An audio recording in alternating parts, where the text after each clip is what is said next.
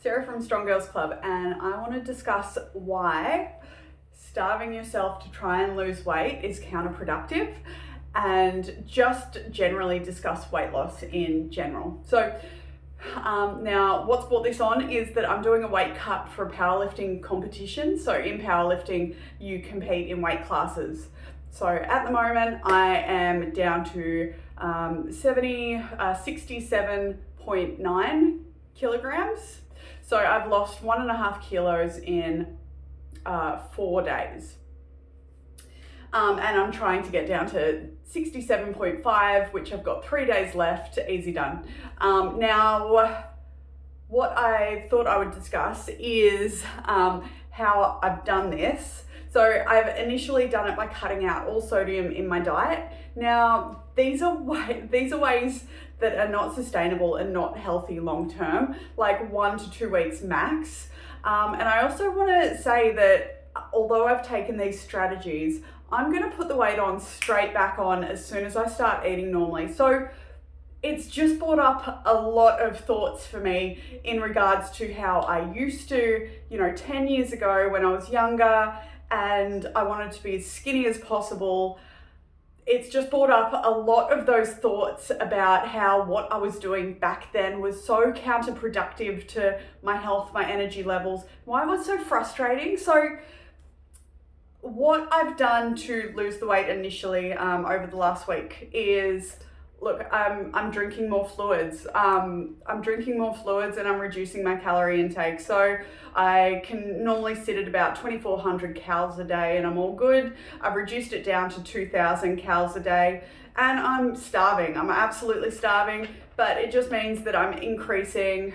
See, it's not healthy. Like, I'm increasing my Coke Zero intake, I'm increasing my herbal teas, I'm increasing my black coffee to make up for the 400 calories that I've taken away from my diet this week.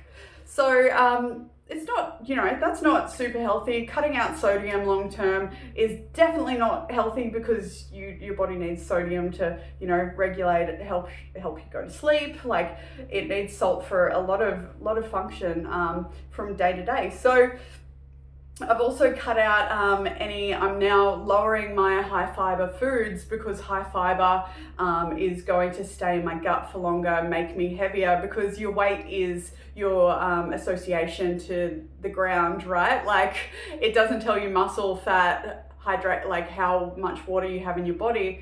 And high fiber foods and also high carbohydrate foods are going to increase the amount of water within your body. So look, these are all strategies that it's been really interesting for me to decrease my weight, but not necessarily like, I look a little bit leaner, but that's just because I don't have any carbohydrates, so my muscles aren't as full at the moment. It's so interesting. So I want to talk about your metabolic rate. So if, for example, this is what I used to do 10 years ago, I tried to eat as little as possible. Literally, my cycle was that I would drink coconut water because I thought that having coconut water in salads, like kale salads and smoothies, was like, I'd do that for 5 days a week, and on the weekends I'd get pissed, I'd eat a pizza. Like, there was no consistency, but I thought that during the week, if I ate like 1,000 calories every day, that I was doing something good for me. And now your metabolism is going to adjust or adapt, so it's called metabolic adaptation. Your metabolism is going to adapt to whatever you're feeding it. So if you're constantly on 1,000 calories every day for a week, then your body is going to very quickly adapt to that 1,000 calories. And from there, it means that if you go higher, then you're going to put on fat, possibly, depending on your energy levels, expenditure. Or what are you going to do? You're going to drop down to 800 calories? Like, you've literally not given yourself anything to play with. So that's why I'm such a massive fan of body recomposition, which is slowly increasing your calories week to week, month to month, having a look at how that's affecting your weight until you hit a ceiling where you can't increase your calories without putting on weight. So that's why at the moment I can eat 2,400 calories and that's my maintenance, and I can lose weight at 2,200 calories, 2,000 calories, because my metabolism has adapted by slowly increasing my food week to week, month to month, consistently over the last 3-4 years. My metabolism's adapted, and I wish I knew that, and I wish I was I wish I knew what I knew now. So I guess what I want to say is that not being consistent with your food and trying to starve yourself all the time, and this is a direct note to my younger self, is doing more damage mentally to your relationship with food, and how you see yourself as punishing yourself to try and lose weight is just not productive, and it does not work. So slowly increasing your calories so that you're monitoring and doing it in a really smart way, but monitoring your weight is the number one way that you're going to be able to give yourself the food that you need, totally change the way that your body looks. And I guess it's just moving away from, why do we need to starve ourselves? Literally, I've starved myself on 2,000 calories this week. Yes, I'm going to lose 2 kilos, but I am damn sure I'm going to put it back on, because as soon as I weigh in, fuck yeah, I am eating Nando's and chocolate all day long, mate. So I guess it's just, I just wanted to make a video about the way that we perceive our weight loss or what we're trying to achieve, and that there are different ways of achieving this, and that it is not by eating less or trying to starve ourselves.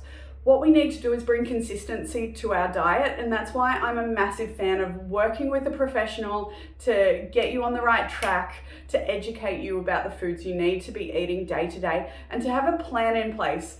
For someone who has had anxiety around food their whole life, having a plan and structure has changed my whole outlook and relationship to food, because now I know exactly what I'm eating. I know that I can eat certain things and that it's not going to affect my weight or the way I look, but I also have an understanding that eating one donut or one cake is not going to let me gain 10 kilos, just as one salad is not going to make me the healthiest goddess around.